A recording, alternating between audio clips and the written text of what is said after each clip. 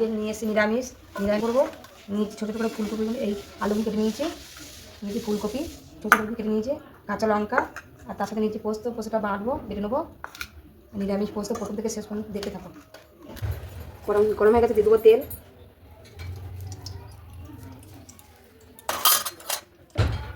কেটে রাখা ফুলকপিগুলো দিয়ে দেবো।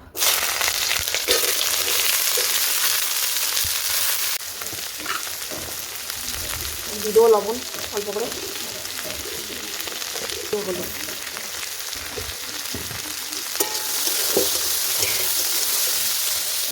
ফুলকপিটা ভাজা হয়ে গেছে, তুলে নেবো। এবার আমি সর্ষের তেল দিয়ে দেবো,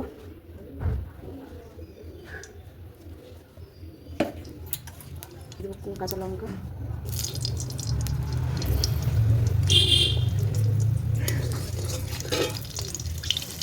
দিয়ে দেবো কেটে রাখা আলুগুলো দিয়ে দেবো।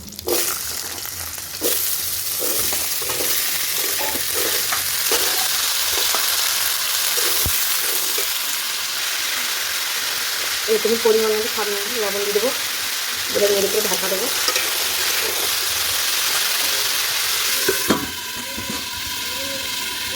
এবার আমি ঢাকাটা খুলে দেবো। জলটা মরে গেছে, আলুর জল মরে গেছিলো, ভালো করে কষে নেবো।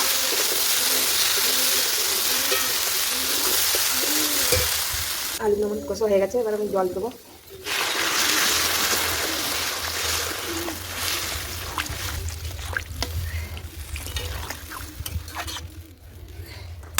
দিয়ে দেবো, ঢাকা দিয়ে দেবো।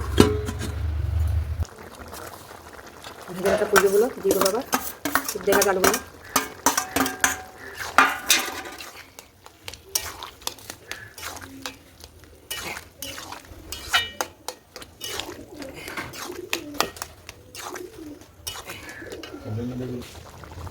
এবার আমি পোস্তগুলো দিয়ে দেবো, দিয়ে আমি একবার নেড়ে চেড়ে দেবো।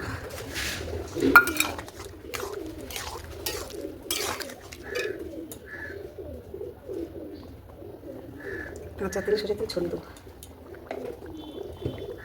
যেটা আমি নামিয়ে দেবো।